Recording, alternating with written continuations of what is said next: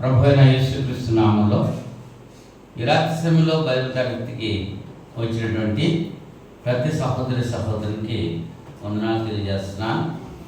అలాగే ఆన్లైన్లో తరగతిని వీక్షిస్తున్నటువంటి ప్రతి సహోదరికి చింతపల్లి ఉన్నటువంటి క్రీస్తు తరపుగా హృదయపూర్వకమైన వందనాలు తెలియజేస్తున్నాను.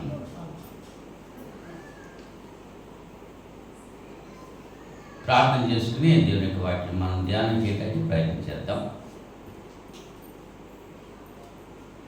పరిశుద్ధుడైన మా పరలోకపు తండ్రి, మీ పరిశుద్ధమైన ఘనమైన ఉన్నతమైన శ్రేష్టమైన నామానికి స్తుతులు స్తోత్రాలు సమర్పణ చేస్తున్నాం తండ్రి. గతించిన శుక్రవారం నుంచి ఇంత పర్యంతం మీ మహాదయచేత కృపచేత నన్ను మమ్మల్ని సజీవ లెక్కలో ఉంచారు, సురక్షితంగా కాచి కాపాడారు. ఈ రాత్రి సమయంలో ప్రియమైన మీ బిడ్డలతో కలిసి ప్రార్థించడానికి మీరు చూపిన కృపను బట్టి కృతజ్ఞతలు తెలియజేస్తున్నాం. ఇంత పర్యంతము కీర్తన ద్వారా స్థుతి పొందారు. ఈ సమయంలో వాక్యం ద్వారా మీరు నాతో మాతో మాట్లాడి మీ నామకు మహిమ తెచ్చుకుంటారని ప్రార్థన చేస్తున్నాను. గత వారంలో మీరు మాకు చేసిన ప్రతి మేలుని బట్టి కృతజ్ఞతాస్తులు చెల్లిస్తూ నాయన ఈ రాత్రి సమయంలో ప్రపంచవ్యాప్తంగా ఉదయకాల సమయంలో జరిగిన తరగతులన్నింటిలో కూడా మీరు కృప చూపి సహకరించారు. అందుని బట్టి మీకు స్తోత్రాలు చెల్లిస్తున్నాను. అలాగే ఈ రాత్రి సమయంలో ప్రపంచవ్యాప్తంగా జరుగుతున్నటువంటి తరగతులన్నింటి కొరకు ప్రార్థన చేస్తున్నాను. మా గురించి ప్రార్థిస్తున్న ప్రతి బిడ్డ కొరకు మనం చేస్తున్నాం. మెట్టుకున్న ప్రభువా, ఈ కార్యక్రమం ద్వారా మీ నామకే మహిమ తెచ్చుకుంటారని మనం చేస్తున్నాం. నాయన, మీ కుమారుడు క్రీస్తులో రాకడ బహు సమీపంగా ఉంది. సిద్ధపడిన వారు నా తండ్రి నాయన, వారికి మీరు ఇచ్చిన రక్షణ భయంతో వణుకుతో కొనసాగించుకుంటానికి సహాయం చేయండి. ఇంకెవరైతే సిద్ధపడలేదో, రక్షించబడలేదు, వాత వేయబడినా ముందుకెత్తిన హృదయాలు కలిగి ఉన్నారో వారి కొరకు ప్రార్థన చేస్తున్నాను. భ్రష్టులని పిల్లలారా తిరిగి రండి, నేను మీ యజమాని నన్ను మీరు పిలుస్తున్నారు. మీ పిలుపుకు లోబడి రాగలిగే కృప పిల్లలపై కుమ్మరింపచేయమని ప్రార్థన చేస్తున్నాం. అలాగే సమయంలో వాక్య భాగాలను పెడుతున్నాము. అపవిత్రమైన నా పిల్లలు కాల్చి పవిత్రపరిచి పరిశుద్ధమైన మీ లేఖనాలు ప్రియమైన బిడ్డలకు అందించడానికి ఒక చిన్న పనిముట్టుగా నన్ను వాడుకొని మీ నామకు మహిమ తెచ్చుకుంటారని యేసుక్రీస్తు నామంలో ఈ ప్రార్థన అడిగి వేడుకుంటున్నాం. పరలోక తండ్రి, ఆమేన్ ఆమేన్. మరొకసారి అందరికీ వందనాలు.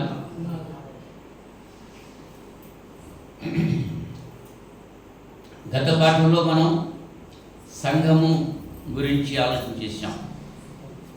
సంఘము ఎన్ని విధాలుగా పోల్చబడ్డది?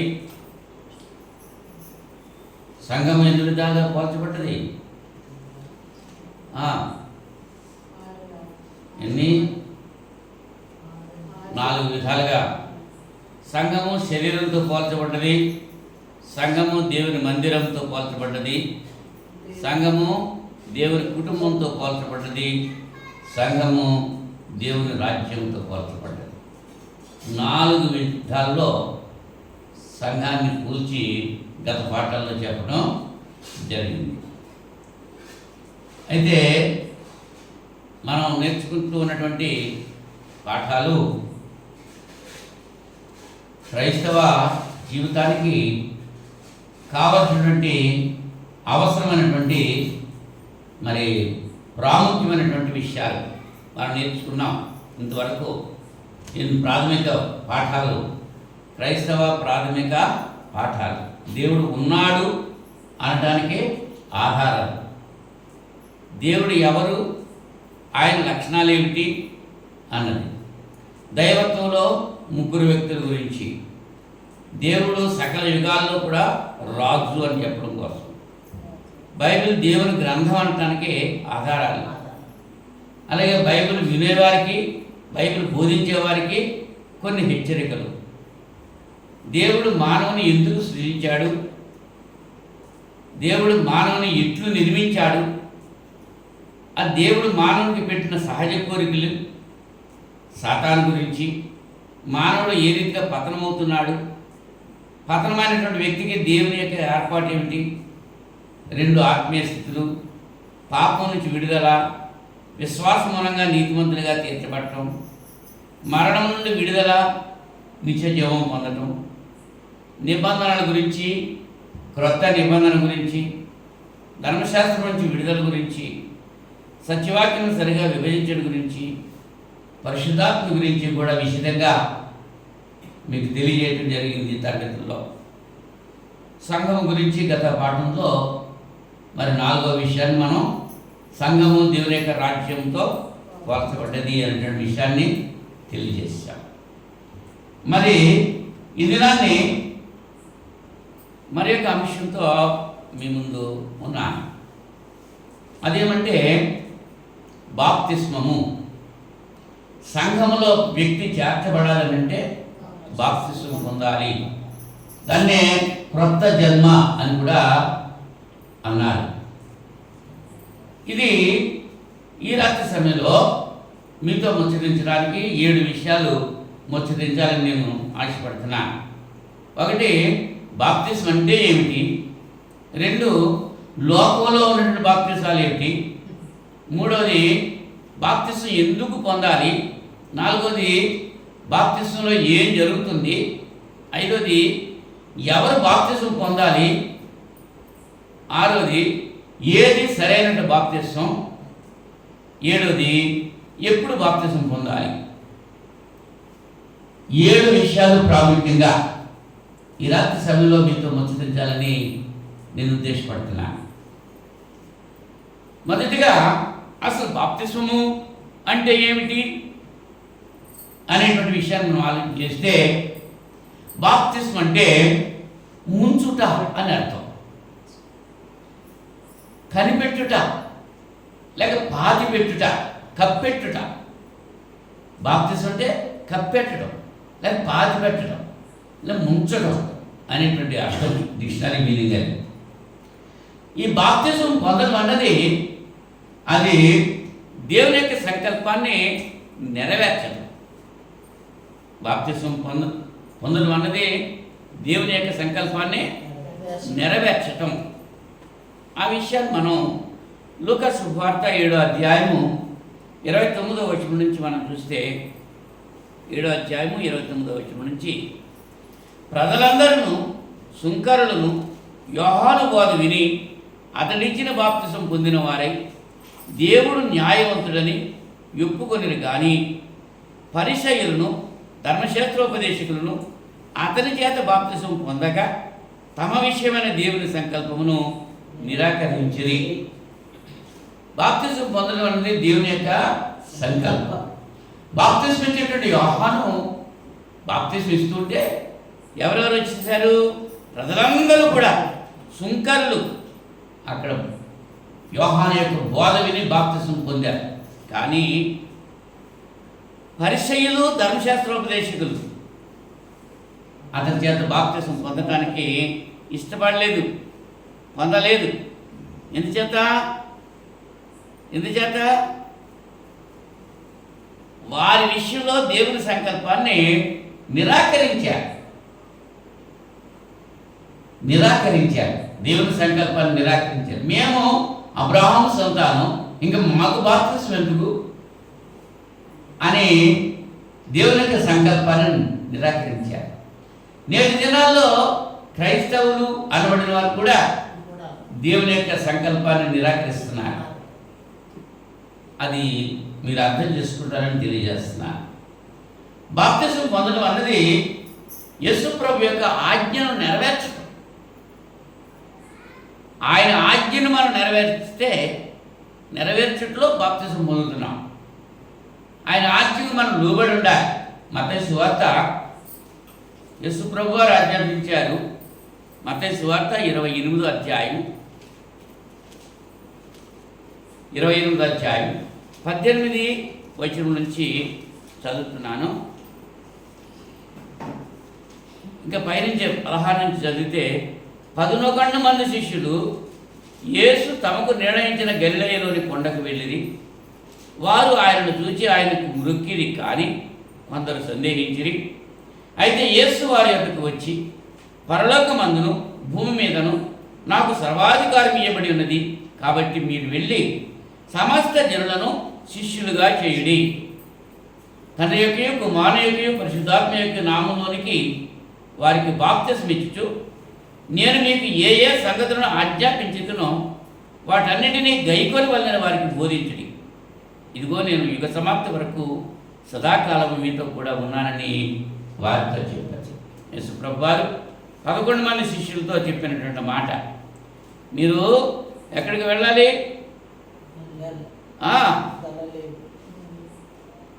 సమస్త జనులను శిష్యులుగా చేయండి.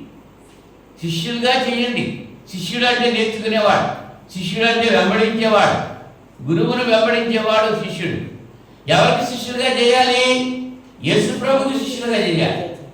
ఈవేళ లోకంలో మనం చూస్తుంటే మనుషులుగా శిష్యులుగా చేసుకుంటున్నారు. మనుషులకి శిష్యులుగా చేసుకుని వీళ్ళు ఏం చేస్తారంటే వాళ్ళ గురువు గారిని పిలుస్తూ వాళ్ళు బైబిల్ మొత్తం వాళ్ళు సీసాలు వాటర్ సీసాలు పట్టుకెళ్ళటం, వాళ్ళ కోట్లు కూడా వీళ్ళు మోసుకెళ్తాం. వీళ్ళకి శిష్యులుగా చేసుకుంటున్నారే తప్ప యేసుప్రభుకి శిష్యులుగా చేయట్లేదు. యేసుప్రభు చెప్పింది, మీరు సమస్త జనులను నాకు శిష్యులుగా చేయండి. నమ్మి బాప్తిజం పొందిన వాడు రక్షించబడతాడు. అవునా అన్నా, నేను మీకు ఏ ఏ సంగతులు ఆజ్ఞాపించుతునో వాటన్నిటినీ గైకొనవాలని వారికి బోధించు. గైకొనవాలి, అనుసరించాలి, విని విడిపెట్టడం కాదు. విన్నటువంటి విషయాలు గైకోవాలి. తల్లిని తండ్రిని సన్మానించుము అని చెప్పాడు. అదే బోధ చేసేసి తల్లిని తండ్రిని సన్మానించమని నేను చెప్పాను అనుకోండి, మీరు కూడా తల్లిని తండ్రిని సన్మానించండి అంటే దానివల్ల ప్రయోజనం ఉందా? మొదటగా నేను నా తండ్రిని తల్లిని సన్మానించాలి, తర్వాత మీకు నేను చెప్పాలి, అప్పుడు మీరు మీ తల్లిదండ్రులను సన్మానిస్తారు. చెయ్యాలి, చేస్తేనే తప్ప చెయ్యాలని చెప్తున్నాడు. ఇక్కడ ఏ సంగతులు ఆజ్ఞాపించానో వాటిని అన్నిటిని కూడా గైకొనాలి అనేసి ప్రభువు చెప్పారు. ఎప్పుడుది? బాప్తిజం పొందిన తర్వాత. బాప్తిజం పొందకముందు ఇష్టానుసారిగా ఉన్నావు, బాప్తిజం పొందిన తర్వాత మాత్రం దేవుని ఇష్టానుసారిగా ఉండాలి. దేవుడు ఏదైతే చెప్పాడో దాని గురించి ఆలోచన కలిగి ఉండాలి. మరి లోకంలో ఉన్నటువంటి బాప్తిసాలు ఏంటాయి ఉన్నాయి? లోకంలో, సంఘంలో కాదు, లోకంలో పరిశుద్ధ గ్రంథంలో కూడా కాదు, బైబిల్లో లేవు. లోకంలో ఉన్న బాప్తిసాలు ఉన్నాయి. ఎందుకు పొందుతున్నారు బాప్తిసం అంటే పెండ్లి కోసం పొందుతున్నారు. కొంతమంది ఈ పాస్టర్స్ పెళ్లి చేసేవాళ్ళు కూడా నువ్వు బాప్తిసం పొందితేనే పెళ్లి చేస్తారని చెప్తున్నారు. అంచేత బాప్తిసం పొందకపోతే పెళ్లి చేయరు కదా అనుకొని బాప్తిసం పొందుతున్నారు. అంటే వాళ్ళు ఎందుకోసం పొందుతున్నారు? ఒకసారి మన దాసు ఏం చేశాడు, వాళ్ళ కుజాంకే బాప్తిసం ఎక్కడ ఇప్పించాడు? ఆర్సీఎంలో ఇప్పించాడు. అంటే వాళ్ళు పెళ్లి వాళ్ళ సంఘంలో బాప్తిసం తీసుకుంటేనే కానీ వాళ్ళు పెళ్లి చేయరు. అంటే ఇప్పుడు ఆ బాప్తిసం ఎందుకోసం? పెళ్లి కోసం. అవునా? కొంతమంది ఉద్యోగం కోసం బాప్తిసం పొందుతూ ఉంటారు. ఉద్యోగం అంటే ఉద్యోగం రావడం కోసం, ఉద్యోగాల కోసం. కొంతమంది చచ్చిపోతారేమో, నేను చచ్చిపోయిన తర్వాత ఎక్కడికి వెళ్తాను అని చేత చచ్చిపోకముందు బాప్తిసం పొందాలి అనుకుంటు కొంతమంది బాప్తిసం పొందితేనే తప్ప పెట్టులో తీసుకెళ్ళి సమాధి చేయరు అని చేత బాప్తిసం పొందాలి. అవునా? ఇప్పుడు మంగారితో అదేగా చెప్తున్నారు, మీ ఇంట్లో అందరూ బతికేశారు, నువ్వు అప్పుడు పొందలేదు, నువ్వు పొందకపోతే నేను పిట్లో పెట్టరు, నేను తీసుకెళ్ళి చాపలు చుట్టేసి పెట్టాలి అంటున్నారా లేదా? అంటే సమాధి చేయబట్టాలిగా బాప్తిసం. కొంతమంది దొరలు వస్తే మీటింగ్ పెట్టేసి ఆటోలో జనాన్ని రప్పించేసి ఇంతమంది బాప్తిసం ముందేస్తున్నారని చెప్పి వాళ్ళకి డబ్బులు ఇచ్చేసి బాప్తిసాలు చేస్తూ ఉంటారు. అవునా? ఎవరి కోసం, ఎందుకోసం బాప్తిసాలు? ఇప్పుడు మరి మీటింగ్లకి వెళ్తా లేదా? ఆటోలు పంపించేస్తున్నారు, ఫ్రీ ఆటోలు, వెళ్తాకి వస్తాకి ఫ్రీ, అక్కడ భోజనాలు ఫ్రీ, మీరు రండి మీటింగ్లకు వచ్చేయండి, అక్కడ పొందండి బాప్తిసం. బాప్తిసం పొందిన వాళ్ళకి ఎంత అంటే ఏం చేస్తున్నారు అంటే డబ్బుల కోసం. కొంతమంది దొరలు వచ్చినప్పుడు వాళ్ళ కోసం దొరగారు వచ్చినప్పుడు మరి ఈ సంఘంలో ఇన్ని బాప్తిసాలు చూపించారు అని పేరు కోసం పొందినలే పొందేస్తున్నారు అనా. అంటే లోకంలో బాప్తిసాలు ఇలా ఉన్నాయి, అవునండి. అయితే అసలు బాప్తిసం ఎందుకు పొందాలి అనేటువంటి విషయాన్ని, బాప్తిసం ఎందుకు పొందాలి అనేటువంటి విషయాన్ని చూస్తే, నెంబర్ 1, పాప క్షమాపణ నిమిత్తం బాప్తిసం పొందాలి. మానవుడు పాపి అయినటువంటి మానవుడు పాపం నుంచి విడిపించబడటానికి, పాపం నుంచి రక్షించబడటానికి, పాపం క్షమించబడటానికి బాప్తిసము పొందాలి. అపొస్తలుల కార్యాలు 2వ అధ్యాయం, అపొస్తలుల కార్యాలు 2వ అధ్యాయం 38వ వచనంలో, 2వ అధ్యాయం 38వ వచనంలో పేతురు, మీరు మారు మనసు పొంది పాప క్షమాపణ నిమిత్తము ప్రతివాడు యేసుక్రీస్తు నామమున బాప్తిసం పొందుడి, అప్పుడు మీరు పరిశుద్ధాత్మను వరము. పేతురు గారు చెప్తున్నారు, ఆ పెంతెకొస్తు పండుగ నాడు ఆయన ప్రసంగం చేశాడు.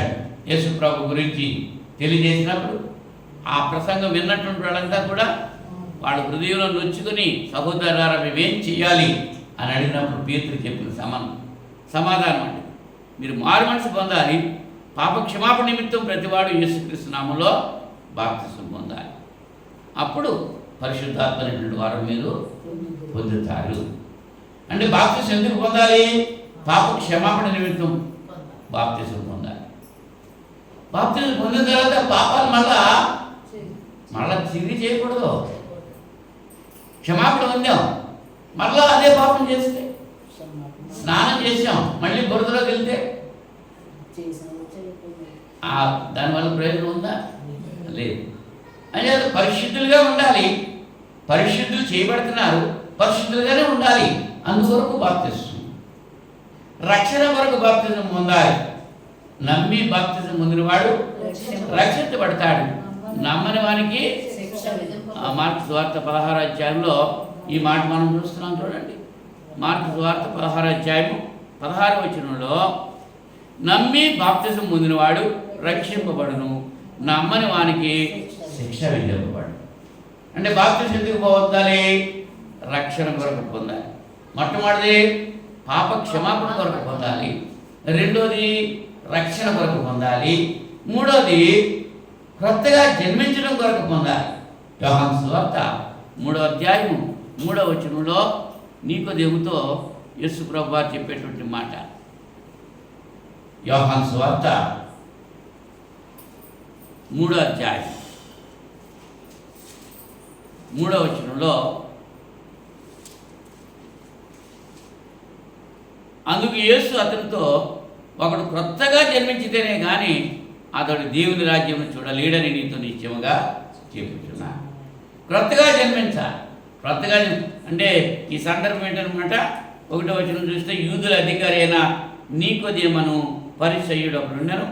అతడు రాత్రి యందు ఆయన యొద్దకు వచ్చి, బోధకుడా, నీవు దేవుని యొద్ద నుండి వచ్చిన బోధకుడు అని మేము ఎరుగుదుము. దేవుడు అతనికి తోడై ఉంటేనే కానీ నీవు చేస్తున్న సూచక్రియలను ఎవడనూ చేయలేడు అని ఆయనతో చెప్పారు. అందుకు యేసు అతనితో, ఒకడు క్రొత్తగా జన్మించితేనే కానీ అతడు దేవుని రాజ్యమును చూడలేడు. అంటే దేవుని రాజ్యంలో ప్రవేశించాలి అంటే క్రొత్తగా జన్మించాలి. క్రొత్తగా జన్మించడం అంటే ఏమిటి?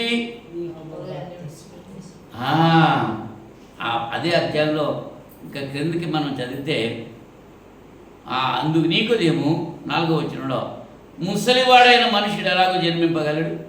రెండో మారు తల్లి గర్భమందు ప్రవేశించి జన్మింపగలడా అని ఆయన అడగగా యేసు ఇట్లనెను, ఒకడు నీతి మూలముగాను ఆత్మ మూలముగాను జన్మించితేనే కానీ దేవుని రాజ్యంలో ప్రవేశింపలేడు అని నీతో నిశ్చయముగా చెప్పుచున్నాను. శరీర మూలంగా జన్మించినది శరీరము, ఆత్మ మూలముగా జన్మించినది ఆత్మయనై ఉన్నది. మీరు క్రొత్తగా జన్మింపవలనని నేను మీతో చెప్పినందుకు ఆశ్చర్యపడదు. క్రొత్త జన్మ, నూతన జన్మ, ఇవాళ పుట్టినరోజులు చేసుకుంటున్నారు. అలాగే క్రీస్తులో పుట్టినరోజులు చేసుకోవాలి. పుట్టినరోజులు చేసుకోవద్దని చెప్పట్లేదు, చేసుకోమని కూడా చెప్పట్లేదు. ఎందుకంటే ఎప్పుడు పుట్టారో ఎవరికి తెలుసు? తల్లి గర్భంలో పిండముగా మనం రూపొందించటం ఎప్పుడు జరిగిందో ఎవరికని తెలుసా? దావిదరాజు అంటాడు, నా తల్లి గర్భంలో నన్ను రూపించిన విధానం చూస్తే నాకు భయమును ఆశ్చర్యము కలుగుతున్నాడు. ఎవరికి తెలియదండి. మనం ఎప్పుడు పుట్టామో మనకు తెలిసేది ఎవరికి తెలియదు. అంటే భూమిలో తల్లి గర్భం నుంచి బయటకు వచ్చిన రోజు చూస్తున్నాం, దాన్ని కూడా ఆపరేషన్ చేస్తున్నారు. వైద్యులు ఏం చేస్తారంటే ఇప్పుడు కావాలంటే అప్పుడు ఆపరేషన్ తీస్తున్నారు. అవునా? కనుక ఎప్పుడు పుట్టే అసలు లోపల తల్లి గర్భంలో ఎప్పుడు పుట్టే ఎవడో తెలుసు. జన్మదిన వేడుకలు చేసుకున్న వాళ్ళు ఎవరు? మరి మంచివాళ్ళు చేసుకోలేదండి. పరిశుద్ధ గ్రంథంలో మనం చూస్తే చెడ్డవాడే చేసుకున్నారు. హేరోదు రాజు ఫరో జన్మదినం చేసుకున్నారు. అన్యులు చేసుకున్నారు తప్ప దేవుని బిడ్డలు పుట్టినరోజు చేసుకున్న సందర్భాలు బైబిల్ చరిత్రలో లేవు అసలు. కానీ నేటి చరిత్రలో, నేటి సంఘాల్లో అందరూ కూడా కేక్ కటింగ్, కొవ్వొత్తులు ఇవన్నీ చేసేసుకుంటున్నారు. దేనికి చేసుకుంటున్నారు? అర్థం ఉందా? లేదు. అవునా? కనుక ప్రసంగి అంటాడు, ఒకరి జన్మదినము కంటే మరణ దినము మేలు అంటాడు. పుట్టినందుకు మేలు కాదు, చనిపోతేనే మేలు. అదే పౌలు గారు అంటున్నారు, నా మట్టుకైతే బ్రతుకుడు క్రీస్తే, చావు అయితే నాకు లాభం అంటున్నాడు. నేను చనిపోతే నాకు లాభం, బ్రతుకుంటాం కాదు. మనం ఏమనుకుంటాం, ఇంకా ఈ లోకంలో ఉట్టి కట్టుకుని కలకాలం ఊగిలాడ, ఇంకా ఎంతో కాలం బ్రతకాలి అని చెప్పి అనుకుంటా ఉంటాం. ఈ లోకంలో బ్రతకటం అది మనకు ఉపయోగకరమైనది కాదు. క్రొత్తగా జన్మించాలి, తల్లి గర్భం నుంచి కాదు, వాక్యంతో జన్మించాలి. పౌలు గారు అంటాడు, నా వాక్యంతో మిమ్మల్ని నేను కన్నాను అంటున్నాడు. నా ఆత్మీయ పుత్రులు అంటున్నాడు. తిమోతిని ఏమంటాడు? నా ఆత్మీయ కుమారుడు అంటున్నాడు. ఆ జన్మించడం అది క్రొత్తగా జన్మించడం, దేవుని రాజ్యంలో ప్రవేశించడం కూడా. మరి ఐదవదిగా మనం చూస్తే క్రీస్తు సంఘంలో ప్రవేశించడానికి బాప్తిసం పొందాలి. ఎక్కడ ప్రవేశించడానికి? క్రీస్తు అంటే క్రీస్తు సంఘం అంటే క్రీస్తు యొక్క శరీరం. కొరింథీ మొదటి పత్రిక 12వ అధ్యాయం. కొరింథీ మొదటి పత్రిక 12వ అధ్యాయం 12-13 వచనాల్లో, ఎలాగూ శరీరము ఏకమై ఉన్నను అనేకమైన అవయవములు కలిగి ఉన్నదో, ఎలాగూ శరీరం యొక్క అవయవములన్నీ అనేకములై ఉన్నను ఒక్క శరీరమై ఉన్నవో, అలాగే క్రీస్తు ఉన్నాడు. ఎలా అనగా యూదులమైనను గ్రీసు దేశస్థులమైనను దాసులమైనను స్వతంత్రులమైనను మనమందరము ఒక్క శరీరంలోనికి ఒక్క ఆత్మ యందే బాప్తిసం పొందితిమి. మనమందరము ఒక్క ఆత్మను పానము చేసిన వారమైతిమి. శరీరం ఒక్కటే అవయముగా ఉండక అనేకమైన అవయములుగా ఉన్నది. నేను చెయ్యి కాను గనుక శరీరంలోని దానిని కాను అని పాదం చెప్పినంత మాత్రాన శరీరంలోని కాకపో. సంఘము శరీరంతో పోల్చబడ్డ పాఠంలో చెప్పాను. సంఘంలోని ప్రతి ఒక్కరు కూడా శరీరంలో అవయవాలు అనేటువంటి విషయాన్ని తెలియజేశారు.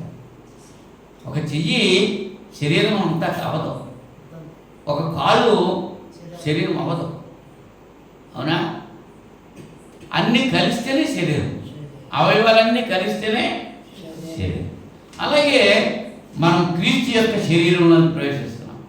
క్రీస్తు యొక్క శరీరం అంటే క్రీస్తు యొక్క సంఘం. క్రీస్తు యొక్క శరీరంలోనికి ఒక్క శరీరంగా ఉండడానికే మనం బాప్తిసం పొందాల్సిన అవసరత ఉందన్నమాట. అంటే బాప్తిసం పొందిన వాళ్ళు ఎలా ఉండాలి? సంఘంలో ఒక్క శరీరంగా ఉండాలి, వేరువేరుగా ఉండకూడదు, ఐక్యత కలిగి ఉండాలి. అదే 133వ కీర్తనలో చెప్తున్నాడు, సహోదరుడు ఐక్యత కలిగి ఉండడం ఎంత మేలు మనోహరం అంటున్నాడు. ఐక్యత కలిగి ఉండాలి. ఐకమత్యమే మహాభాగం. ఐక్యత వరకే దేవుడు అల్లరికి కర్త కాడు, సమాధానానికి కర్త. ఎక్కడ సమాధానం ఉంటుందో అక్కడ ఐక్యత ఉంటుంది. ఐక్యత కలిగి మనం జీవించాలి, కానీ భేదాలు ఉండకూడదు. అందుకొరకు సంఘంలో ప్రవేశించడానికి బాప్తిస్మము, యూదులని హెల్లెనీయుడని ఏ భేదం కూడా లేదు. వేళ మనం పెట్టుకుంటున్నాం ఈ కులాలని మతాలని, ఈ భేదాలు పెట్టుకుని మీ ఇంటి పేరు వేరు, మా ఇంటి పేరు వేరు, మీ కులం వేరు, మా కులం వేరు. ఈ కుల పిచ్చి ఎక్కువైపోయింది. దేవునికి ఏ కులం ఉంది? ఆదాముకి ఏ కులం ఉంది? ఆలోచించండి. మరి ఇప్పుడు ఎందుకు కులాలు ఎక్కడి నుంచి వచ్చినాయి? ఎవరు వచ్చి తీసుకొచ్చారు? ఇవాళ కొన్ని స్థానిక సంఘాల్లో కూడా అటువంటివి వచ్చేసి సంఘాల్లో ఉన్నటువంటి వ్యక్తులంతా కూడా ఒకటే కులం అనుకుంటా లేదు. మీ కులం మీదే, మా కులం మాది. మరి ఇంకా ఐక్యత ఎక్కడ ఉంది? క్రీస్తులో సమాధానం ఎక్కడ ఉంది? అలాగే క్రీస్తులో ఐక్యపరచబట్టకి బాప్తిసం పొందాల్సిన అవసరత ఉంది. బాప్తిసం పొందిన తర్వాత ఇంకా లోక సంబంధమైన ఆలోచనలు, లోక సంబంధమైన ఆచారాలు, లోక సంబంధమైన అలవాట్లు మనలో ఉండడానికి వీలు లేదు. అలాగే లేకుండా జీవించినప్పుడే మనం బాప్తిసం పొందిన దానికి ప్రతిఫలం మనం అనుభవిస్తాం. బాప్తిసం పొందేసి అబ్బే నీ కులం నీదే, నా కులం నాదే, ఇలాగనే చేర్చుకుంటున్నారు. అలాగే సేవకుల్లో కూడా చాలామంది, ఎక్కువ మంది ఆ కులాన్ని ప్రోత్సహిస్తూ ఉంటున్నారు. అవునండి, పైకి చెప్తున్నారు పెదవులతో, అబ్బే ఏమీ లేదు అందరూ ఒకటే అంటారు. మాటలు ఏమంటారు? అంత మనం వెళ్ళిపోతాం, అన్నీ ఇక్కడే ఉంటాయి. మరి దానికోసమే కదా వాళ్ళు వీళ్ళు ఆక్రమించుకోండి, వీళ్ళు ఆక్రమించుకోండి. మరి ఎందుకు చేసుకుంటున్నారు? పైకి చెప్తున్నారు అన్నీ ఇక్కడే ఉంటాయి, ఎవరు కావాలి కట్టుకట్టుని తీసుకెళ్ళిపోతాం అల్లో అని తెలుసుంటూ కూడా ఏం చేస్తున్నాం? మోసము, అన్యాయము, దగా, ఆడి తప్పడం ఇవన్నీ చేస్తున్నారా? అంచేత పెదవులతో కనపరుస్తున్నారు, కానీ వాళ్ళ హృదయం నాకు దూరంగా ఉంది అని చెప్పాడు. 5 విషయాలు చెప్పారు. పాప క్షమాపణ నిమిత్తం బాప్తిజం పొందాలి, రక్షణ కొరకు బాప్తిజం పొందాలి, క్రొత్తగా జన్మించడం కొరకు బాప్తిజం పొందాలి, దేవుని రాజ్యంలో ప్రవేశించడానికి బాప్తిజం పొందాలి, క్రీస్తు సంఘంలో ఒక్క శరీరంగా ఉండడానికి బాప్తిజం పొందాలి. 6వదిగా చూస్తే పరిశుద్ధాత్మ అనేటువంటి వరం పొందడానికి బాప్తిజం పొందాలి. నేను చదువుకున్నాం 2వ అధ్యాయం 38వ వచనంలో అపొస్తలుల కార్యాలు పేతురు గారు చెప్పిన మాట, మీరు మారు మనసు పొంది పాప క్షమాపణ నిమిత్తం యేసుక్రీస్తు నామంలో బాప్తిసం పొందండి, అప్పుడు పరిశుద్ధాత్మ వరం మీరు పరిశుద్ధాత్మ వరం పొందాలంటే బాప్తిసము పొందాలి. 7వదిగా చూస్తే క్రీస్తులోనికి ప్రవేశించడం కొరకు బాప్తిసం. ఇప్పుడు క్రీస్తు అంటే ఎవరు? సంఘము. సంఘమే క్రీస్తు, క్రీస్తే సంఘం, తేడా ఏమీ లేదు. సంఘంలో ప్రవేశించాలి అంటే క్రీస్తులో ప్రవేశించాలి. ఎక్కడి నుంచి ప్రవేశించాలి? లోకంలో నుంచి ప్రవేశించాలి. మనం ఎక్కడున్నాం? బాప్తిసానికి ముందు లోకంలో ఉన్నాం. అదే ఎఫెసీ పత్రిక చెప్తున్నాడు. మీరు ఆ ఎఫెసీ పత్రిక 2వ అధ్యాయము, మీ అపరాధముల చేత మీ పాపముల చేత మీరు చచ్చిన వారై ఉండగా ఆయన మిమ్మల్ని క్రీస్తుతో కూడా బ్రతికించెను. ఎక్కడి నుంచి చనిపోయాం మనం? ఎక్కడి నుంచి బ్రతికించబడ్డాం? మీ అపరాధముల చేత మీ పాపముల చేత మీరు చచ్చిన వారై ఉన్నారు అంటున్నట్టుగా మీ ఆయన మిమ్మల్ని క్రీస్తుతో కూడా బ్రతికించారు. అంటే లోకంలో మనం ఎలా ఉన్నాం? చనిపోయిన స్థితిలో ఉన్నాం. బాప్తిసం ద్వారా బ్రతుకుతున్నాము, క్రీస్తులోనికి ప్రవేశిస్తున్నాం. క్రీస్తులోనికి ప్రవేశిస్తున్నాం. ఆ కుంటివాడు పుట్టుకతోటే కుంటివాడు ఉన్నాడు, చూశారు? వాడు ఎక్కడున్నాడు? దేవాలయానికి బయట ఉండి భిక్షమించుకుంటున్నాడు. ఎప్పుడైతే పేతురు యోహాను వాడికి యేసుక్రీస్తు నామములో వాడిని స్వస్థపరిచారో వాడు లోపలికి వచ్చాడు, దేవాలయంలోకి వచ్చి సొలొమోను మంటపంలో మరి పేతురు యోహానుతో కలిసి కూర్చున్నట్లుగా లేకుండా మనం చూస్తాం. లోపలికి రావాలి, గుడి చుట్టూ తిరగడం కాదు, గుడికి ఎదురుగుండా ఉండి నమస్కారం చేయడం కాదు, గుడి లోపలికి రావాలి. గుడి లోపలికి వచ్చి లోపల ఏం చేయాలి? లోపల కార్యక్రమాలు ఏమైతున్నామో వాటిలో పాల్గొవాలి. ఏమున్నాయి లోపల కార్యక్రమాలు? ఆరాధనలో ప్రార్థన ఉంది, కీర్తనలు ఉన్నాయి, వాక్యం ఉంది, ప్రభురాత్రి భోజనం ఉంది, కానుకలు పట్టడం. ఐదుట్లో కూడా పాల్గొనాలి. పాల్గొంటేనే నువ్వు ఆరాధనలో పాల్గొన్నాడు, క్రీస్తులోనికి నువ్వు ప్రవేశించాలి. గలతీ పత్రిక 3వ అధ్యాయం 27వ వచనంలో 27వ వచనంలో క్రీస్తులోనికి బాప్తిసం పొందిన మీరందరూ క్రీస్తును ధరించుకొని ఉన్నారు. ఇందులో యూదులని గ్రీసు దేశస్థులని లేదు, దాసుడని స్వతంత్రుడని లేదు, పురుషుడని స్త్రీ అని లేదు. యేసుక్రీస్తునందు మీరందరూ ఏకముగా ఉన్నవారు. మీరు క్రీస్తు సంబంధులైతే ఆ పక్షమందు అబ్రహాము యొక్క సంతానమై ఉండి వాగ్దాన ప్రకారము వారసులై ఉన్నారు. క్రీస్తు యేసునందు మీరందరూ విశ్వాసం వలన దేవుని కుమారులై ఉన్నారంటున్నాడు. క్రీస్తులోనికి బాప్తిజం పొందిన మీరందరూ క్రీస్తును ధరించుకొని ఉన్నారు. బాప్తిజం పొందామంటే క్రీస్తును ధరించుకుంటున్నాం. క్రీస్తును ధరించుకుంటాం అంటే నేను ఒక అంగీ వేసుకున్నానంటే ఎవరు కనపడతారు? అంగీయే కనపడతారు, నేను కనపడను. క్రీస్తును ధరించుకుంటే లోకానికి ఎవరు కనపడాలి? క్రీస్తే కనపడాలి. క్రీస్తే కనపడాలి. క్రీస్తును ధరించుకునుట ఇదే చెప్తున్నాడు ఇక్కడ. ఏమంటున్నాడు? క్రీస్తులోనికి బాప్తిసం పొందిన మీరందరూ క్రీస్తును ధరించుకుని ఉన్నారు.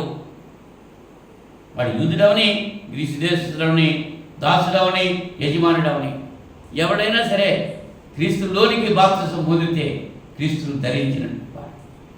క్రీస్తును ధరించడం కొరకు మనం బాప్తిస్మం పొందాలి.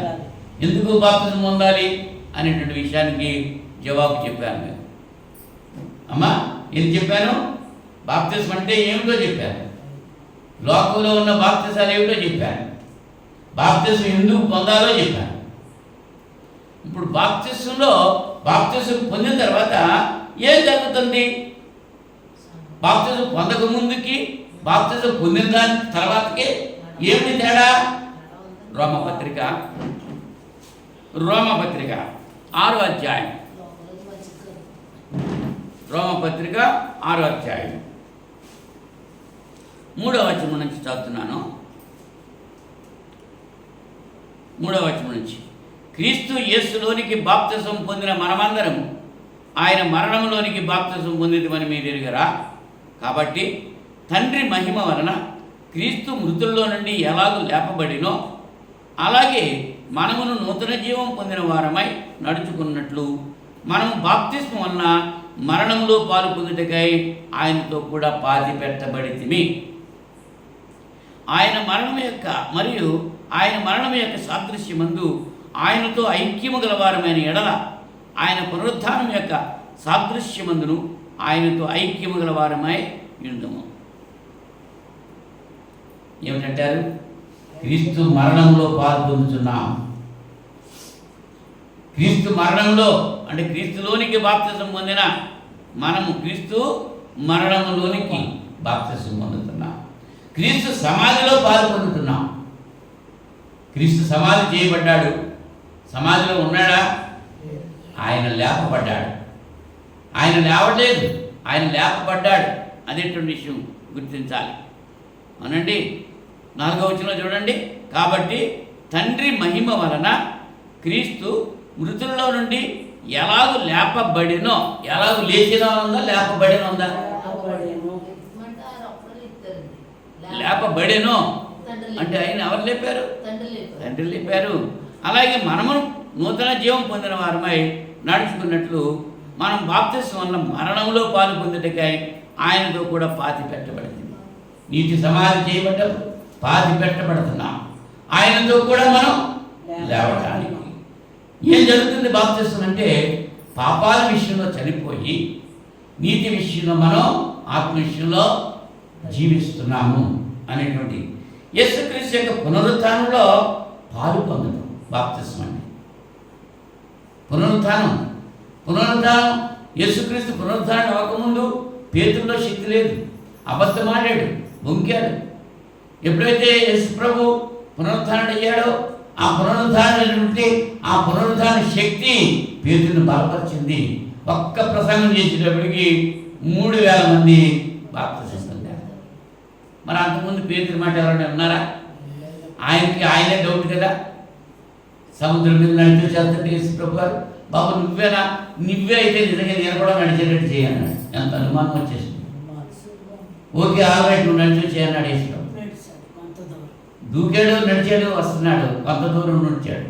అక్కడి నుంచి అనుకుంటున్నాడు అన్నమాట, వచ్చేసింది కాబట్టి నేను కాబట్టి నడిచేస్తున్నాను, మిగిలిన 11 మంది అని ఆటలేకపోతున్నాను, అందులో నేనే గొప్పండి. నేను అనేటువంటి అహం ఎప్పుడైతే మానవంలో ప్రవేశించిందో పతనానికి దారి తీస్తుంది. అంటే తను తాను తగ్గించుకున్నవాడు హెచ్చించుకోడు. యేసు ప్రభు ఇప్పుడు కూడా హెచ్చించుకోలేదు. అవునండి. అంటే పేతురికి ఆ పునరుత్థాన శక్తి వచ్చిన తర్వాతే శిష్యులు బలపడ్డారు. తోమా కూడా ఏమన్నాడు? నేను ఆయన గాయాల్లో వేలు పెడితే తప్ప నేను నమ్మను. కానీ యేసు ప్రభు పునరుత్థానం అయిన తర్వాత ఆయన కనబడ్డప్పుడు, తోమా ఇలారా, నీ వేలు చాపిలారా, ఇదిగో నా గాయాల్లో వేలు పెట్టన్నాడు, నా ప్రక్కలో నీ చెయ్యి పెట్టు ఈ గాయాలు అన్నాడు. తోమా గారు ఏం చేస్తున్నాడు? పశ్చాత్తాపంతో, నువ్వు చూసి నమ్మేవయ్యా, నన్ను చూడకుండా నమ్మేవాడు. పునరుత్థాన శక్తి అంత పని చేస్తుందన్నమాట. ఇప్పుడు పునరుత్థాన శక్తి ఇంకా అధికమైన పనులు చేయడానికి మనం బాప్తిజం పొందాల్సిన అవసరత ఉంది. ఎందుకు బాప్తిజం పొందాలి అని ఆలోచన చేశాం. బాప్తిజం పొందిన తర్వాత ఏం జరుగుతుందంటే క్రీస్తు మరణంలో మనం పాలు పొందుతున్నాం. క్రీస్తుతో సమాధి చేయబడాలి. ఏ సమాధి? లోకాన్ని సమాధి చేసేయాలంటే, లోకం మనతో ఉండడానికి మన పాత జీవితాన్ని సమాధి చేయాలి. అది మళ్ళీ బ్రతికి రాకూడదు. ప్రాచీన స్వభావాన్ని విడిచిపెట్టాలి, శరీర కార్యాలు విడిచిపెట్టాలి. అప్పుడే మనం నూతన జన్మ పొందుతాం. బాప్తిజం పొందకముందు చెడు లక్షణాలు కలిగి ఉంది, చెడు అలవాట్లు కలిగి ఉంది. బాప్తిజం పొందిన తర్వాత కూడా అవే లక్షణాలు కంటిన్యూ చేస్తూ ఉంటే ఆ బాప్తిజంలో ప్రయోజనం ఉందా? మారాలి మనుషుడు. అవునండి. అదే పరిశుద్ధ గ్రంథం చెప్పేదని. కానీ మనుషులు ఏం చెప్తున్నారు? పర్వాలేదు అంటున్నారు. పర్వాలేదంటాం కాదు అని చెప్పి పౌలు గారు తిమోతితో అంటాడు, సమయం అనక ఆ సమయం అనక వాక్యమును ప్రకటించు, వాక్యమే ప్రకటించు. జనులు హితబోధ సహించట్లేదు. అవునా? దురద చెవులు కలిగి ఏం చేస్తున్నారు? స్వకీయమైన దురాశలకు అనుకరణ బోధకుల్ని పోగు చేసుకుంటున్నారు జనులు. అంతేగాని బోధకులు జనులను పోగు చేసుకోవట్లేదు. బోధ చేసి జనులకు మారు మనసు రప్పించి పశ్చాత్తాపడేలాగా చేసి బాప్తిజం ఉండడం లేదు బోధకులు. జనులే బోధకులు పోగు చేసుకుంటున్నారు. మాకు ఈ పాస్టర్ గారు కావాలి, మాకు ఈ పాస్టర్ గారు కావాలి, మాకు ఈ పాస్టర్ గారు కావాలని ఏం చేసుకుంటున్నారు? పాస్టర్లను పూజ చేసుకుంటున్నారు. అంచేత తిమోతి నువ్వు ఖండించు, గద్దించు, బుద్ధి చెప్పు అని చెప్పన్నారు. క్రీస్తు లేపడం అంటే నూతనంగా జన్మించబడడం. ఇదిగో పాతలు గద్దించాను, సమస్తమును క్రొత్త జీవితం ఎలా ఉంటుంది? క్రొత్త జీవితం ఎలా ఉంటుంది? బాగుంటుందా బాగుందా? నూతన జీవితం. జీవనదాత నా హృదయంలో దిగరా అని ఆహ్వానిస్తున్నాం. మనం నూతన స్వభావం, నూతన హృదయం, నూతన జీవితం మాకు ప్రసాదించమంటున్నాం. ఆయన ఇచ్చిన బొమ్మంటున్నాడు. అలా జీవిస్తున్నామా మనం? బాప్తిజం పొందకముందు జీవిత విధానం ఎట్లా ఉందో పొందిన తర్వాత కూడా అట్లనే ఉంటే దానివల్ల ఏమైనా ప్రయోజనం ఉందా? ఏమీ మాత్రం కూడా ప్రయోజనం లేదు. అవునండి. బాప్తిజం పొందిన తర్వాత నీలో మార్పు రావాలి. వాళ్ళ హృదయంలో వచ్చుకున్నారు ఏం చేయాలని. ఇంకక్కడి నుంచి మరి ఆ చెడు అన్నది విడిచిపెట్టారు. పేతురు గారు ఒక మాట చెప్పారు అక్కడ, మూర్ఖులకు ఈ తరం వారికి వేరై రక్షణ ఉందని అన్నాడు. ఈ తరమంతా మూర్ఖులు. నువ్వు కూడా ఆ మూర్ఖుల్లో కలుస్తున్నావు ఒకప్పుడు. మరి ఇప్పుడు కూడా ఆ మూర్ఖులతోనే కలుస్తుంటే మూర్ఖుల నుంచి వేరేగా ఉండాలి. మీరుండాలా అక్కర్లేదా? అన్నం అనుకుంటే బియ్యంలో రాళ్ళు వేస్తూ ఉంటాం. బియ్యంలో రాళ్ళు ఇంకా ఏముంటాయి? బెడ్లు, ఒడ్లు ఉంటాయి. వాటిని కూడా ఏరుకుంటారు. ఏరుకుని అవి పక్కన పెట్టేయాలా, మళ్ళీ ఏరుకుని నీళ్ళు వేసేయాలా? వేరేసుకుని ఏరుకున్నాయి అవి మనకు పనికిరాదు అని బయటపడేసావు. మళ్ళీ పనికిరాని తీసుకొచ్చి మళ్ళీ లోపల పెట్టుకుంటే దానివల్ల ప్రయోజనం ఉందా? లేదు. అదే చెప్తున్నాను, నేను పరిశుద్ధుడిని, మీరు పరిశుద్ధులుగా ఉండండి. మీరు పరిశుద్ధులుగా చేయబడ్డారు, పరిశుద్ధులుగానే జీవించండి. కొరింథీ మొదటి పత్రికలో అదే చెప్తున్నాడు. మొదటి అధ్యాయం మొదటి వచనంలో కొరింథీలో ఉన్న దేవుని సంగమునకు, మొదటి అధ్యాయం 2వ వచనం, కొరింథీలో ఉన్న దేవుని సంగమునకు అనగా క్రీస్తు యేసునందు పరిశుద్ధపరచబడిన వారై పరిశుద్ధులుగా ఉండుటకు పిలువబడిన వారికి అంటున్నాడు. క్రీస్తు యేసులో పరిశుద్ధపరచబడ్డారు, మీరు పరిశుద్ధులుగానే ఉండడానికి పిలువబడ్డారు. అది ఒకసారి పరిశుద్ధత కలిగి మళ్ళీ పరిశుద్ధత నుంచి జారిపోతే, ఒక మనుషుడు యెరూషలేము నుంచి ఎరుకోకు దిగిపోతున్న మనుషుడు ఏమయ్యాడు? దొంగల చేతిలో పడ్డాడు, వస్త్రాలు దోచుకున్నారు వాడిని. రైట్, మనం అలా ఉండకూడదు అనేటువంటి విషయాన్ని ఈ రాత్రి సమయంలో మీరు గుర్తించడానికి ప్రయత్నం చేయండి. తర్వాత ఎవరు బాప్తిజం పొందాలి? ఎన్ని చెప్పానప్పటికీ బాప్తిజం అంటే ఏమిటో చెప్పాను, లోకంలో ఉన్న బాప్తిజాలు ఏమిటో చెప్పాను, బాప్తిజం ఎందుకు పొందాలో చెప్పాను, బాప్తిజంలో ఏం జరుగుతుందో చెప్పాను. ఇప్పుడు ఎవరు బాప్తిజం పొందాలి అనేటువంటి విషయాన్ని, ఎవరు పడితే వాళ్ళని పొందేస్తారా? ఎవరు బాప్తిజం పొందాలి అంటే ఎవరైతే వాక్యం వింటారో విశ్వసిస్తారో వారే పొందాలి. వాక్యం వినకుండా విశ్వసించకుండా బాప్తిజం పొందే దానివల్ల ప్రయోజనము లేదు. మారు మనసు పొందాలి. మారు మనసు పొందకుండా బాప్తిజం పొందడానికి లేదు. నీ మనసు మార్చుకోవాలి. ఇంకా నేను లోకంలో ఉండను, నాకు లోకం అక్కర్లేదు, నాకు దేవుడే కావాలి అనేటువంటి స్థితికి వచ్చినప్పుడు నువ్వు బాప్తిజం పొందాలి. అవునండి, అంటే మీరు అనొచ్చు ఆ స్థితి లేకుండా బాప్తిజం పొందితే మరి ఎట్లా? కానీ అందరూ కూడా శుద్ధులైపోలేదు. ఏ ఒక్కడు కూడా శుద్ధి అయిన వాడు లేడు. ఏ ఒక్కడు పాపం లేనివాడు ఎవడు కూడా లోకంలో లేడు. అందరూ పాపం చేసి దేవుడు మహిమ దినదినము మన పాపాలని ఒప్పుకొని వాటిని విడిచిపెట్టాలి. అన్నీ ఒకసారి విడిచిపెట్టేస్తామా? అన్నీ ఒకసారి వచ్చేసి అంటే అది ఎలాగవుతుంది? తొట్టులో నీళ్ళు ఉన్నాయి, వాటిని తీసేయాలి, అన్నీ ఒకసారి విడిచిపెట్టేస్తావా? నువ్వు కొళాయి ఇప్పుతావు, కొళాయి ఇప్పితే కొద్ది కొద్దిగా వస్తాయి, అన్నీ ఒకేసారి డామండి వచ్చేస్తాయా? ఒక్కసారి రావు. అలాగే మనలో ఉన్నట్టు పాపాలు ఎప్పటి నుంచో పుట్టిన తర్వాత పాపాలు మనం నేర్చుకున్నాం. పుట్టేటప్పుడు పవిత్రంగా పుట్టాం, పుట్టిన తర్వాత తంత్రాలు కల్పించుకుని నేర్చుకున్నాం. ఈ నేర్చుకునేవన్నీ ఇన్ని సంవత్సరాలు పేరుకొని అన్నీ ఒకసారి పోతాయా?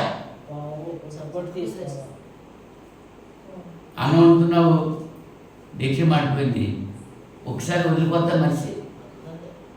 అమ్మా బంగారు, ఇది వరకైతే కొండలుండి మసెట్టిందో లేదో, అంటుకుందో మాడిపోయిందో లేదో తెలిసింది కాదు. పగిలిపోతే కొండ పగిలిపోవటమే. మరి ఇప్పుడు స్థితి దాకా మార్చేస్తా.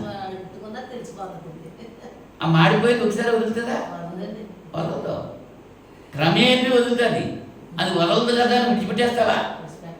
10 మంది ఏం చేస్తారంటే ఇది వదలదు కదా అని అది తీసేసి ఇంకోటి మార్చేస్తూ ఉంటాం. అవునా? మరి అది ఏంటి వస్తుందా? రా, నీకు పట్టినటువంటి పాపం ఒక్కసారి పోదు.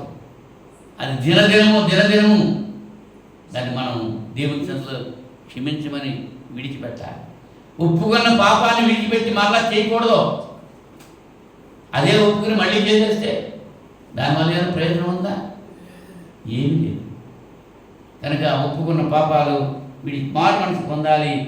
తర్వాత యేసు క్రీస్తు ప్రభువు అని ఒప్పుకోవాలి, వాడే బాప్తిజం పొందాలి. యేసు క్రీస్తు ఏమనుకుంటున్నావు? నువ్వు ప్రభువుగా యాక్సెప్ట్ చేస్తున్నావా? ప్రభు అంటే నిన్ను పాలించే రాజు, ఆయన అధికారాన్ని నువ్వు లోబడి ఉండాలి.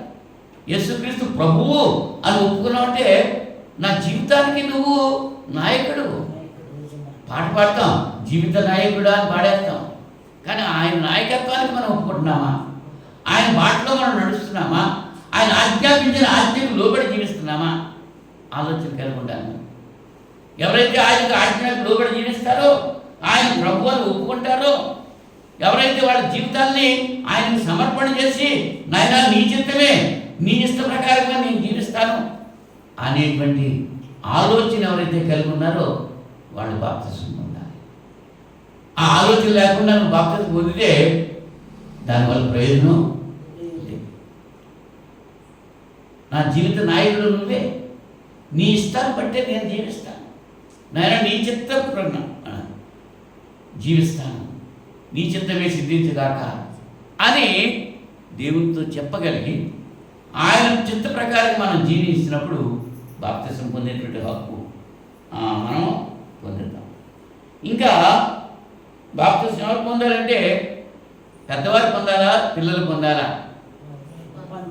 బైబిల్ సర్టిఫికేట్ బాప్తిసం పిల్లలు పొందాలా, పెద్దలు పొందాలా?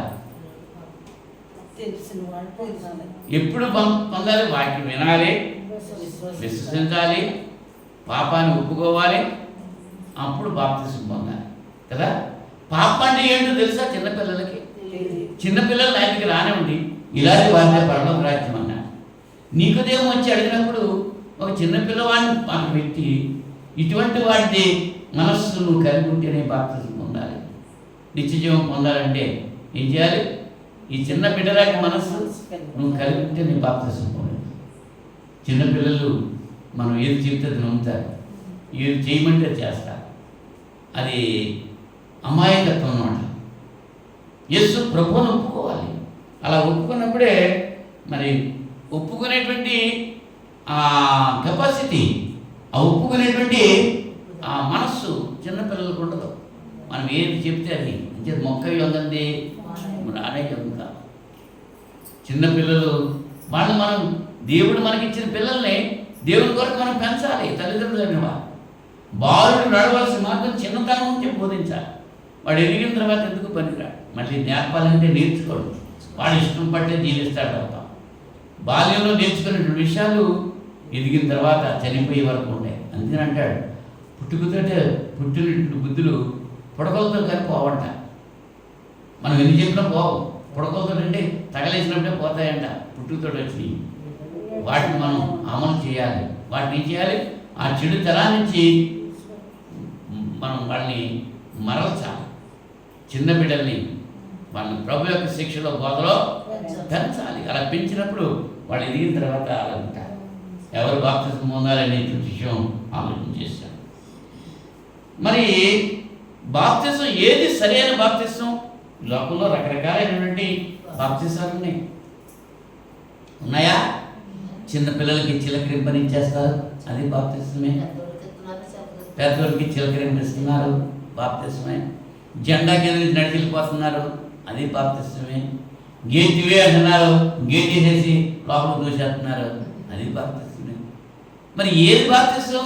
నిజమైన బాప్తిసం, సరైన బాప్తిసం. యేసు ప్రభు ఏ బాప్తిసం పొందాడు? యోర్దాను నదిలో యోహాను చేత యేసు ప్రభు ఎలా బాప్తిసం పొందాడు? నీతి యావత్తు ఇలా జరగాలన్నాడు.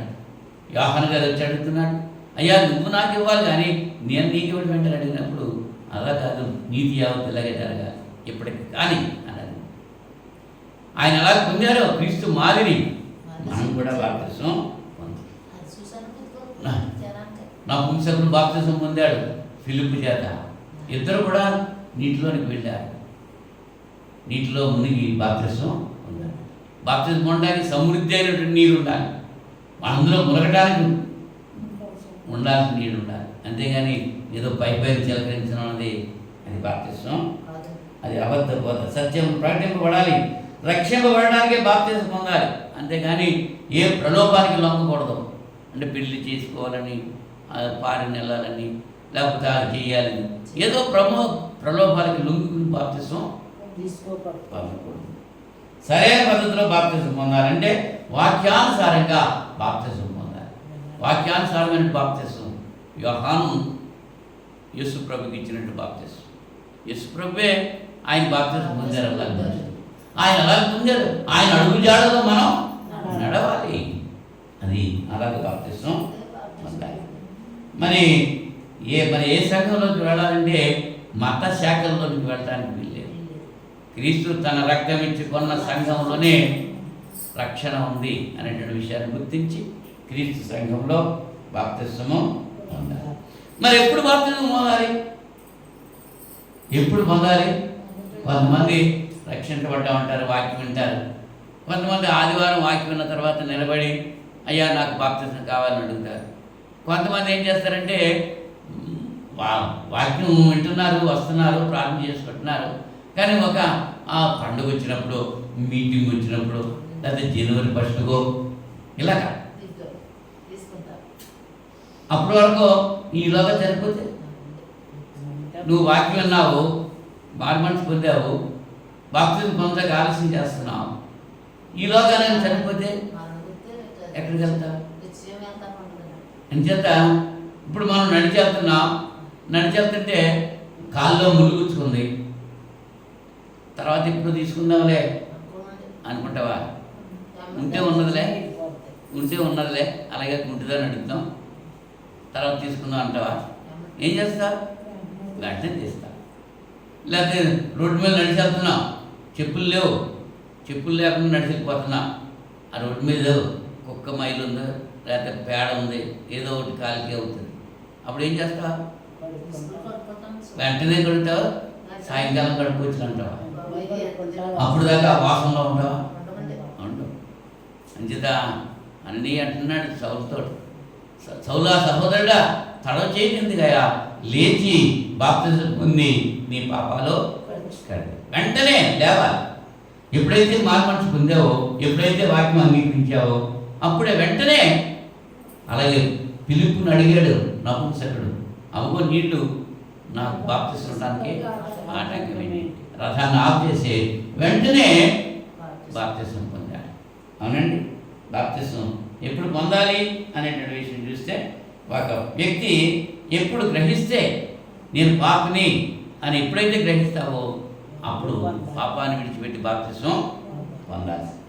కొంతమంది పుట్టినరోజున వచ్చినప్పుడు బాప్తిస్మం పొందాలి, లేకపోతే పెళ్లి రోజున వచ్చినప్పుడు బాప్తిస్మం పొందాలి, లేకపోతే జనవరి 1 బాప్తిస్మం పొందాలి, లేకపోతే డిసెంబర్ 30 బాప్తిస్మం పొందాలి, డేట్లు పెట్టుకుంటూ ఉంటారు కొంతమంది. అది కుదరదు. ఎప్పుడైతే నువ్వు మారుమనసు పొందావో, ఎప్పుడైతే వాక్యం విని దేవునిలోకి వచ్చావో అప్పుడే నువ్వు బాప్తిస్మం పొందాలి. అవునండి, ఇప్పుడు ఎన్ని విషయాలు చెప్పాను మీకు? 7 విషయాలు చెప్పాను. 7 విషయాలు చెప్పాను, పూర్తయిపోయిన 7. ఏంటి? 1 బాప్తిస్మం అంటే ఏమిటి, 2వది లోకంలో ఉన్న బాప్తిసాలు ఏమిటి, 3వది బాప్తిస్మం ఎందుకు పొందాలి, 4వది బాప్తిస్మంలో ఏం జరుగుతుంది, 5వది ఎవరు బాప్తిస్మం పొందాలి, ఏది సరైనటువంటి బాప్తిస్మం, ఎప్పుడు బాప్తిస్మం పొందాలి.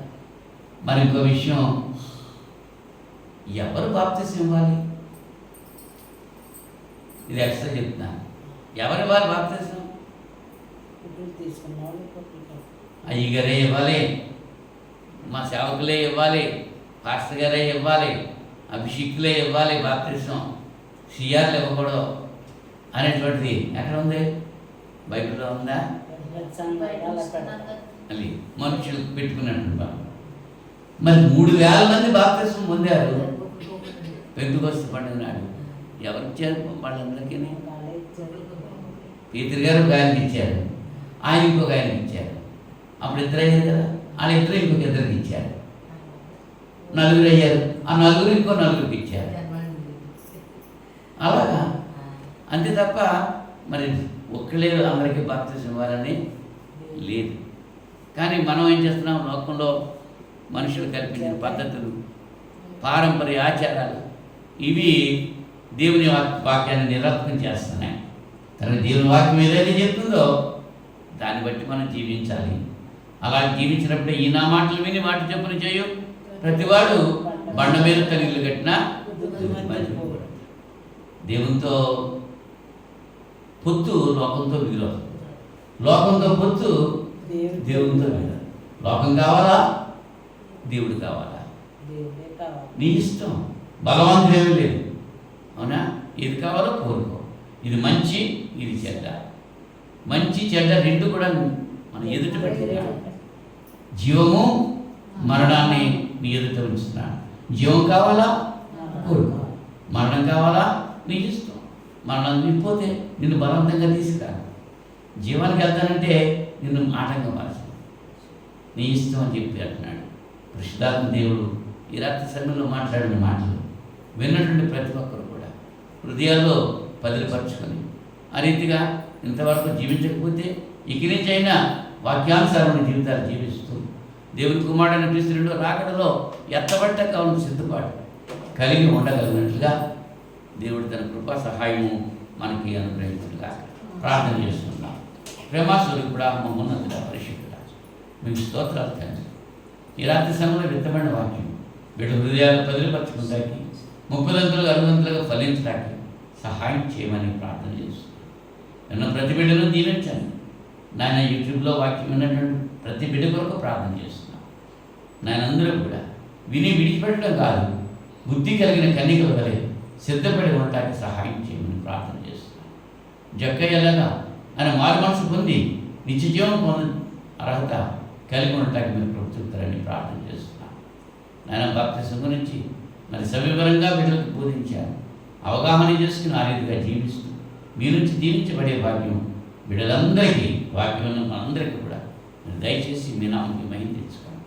మీ చిత్తమైతే మరొకసారి నాయన గతించిన వారమంతా మీరు మమ్మల్ని కాచి కాపాడన్న రీతి కంటే అధికంగా రాబోయేటువంటి వారు కూడా కాచి కాపాడి మీ చిత్తమైతే మీ కుమారుడిని తీసుకురాకడ ఆలస్యమైంది.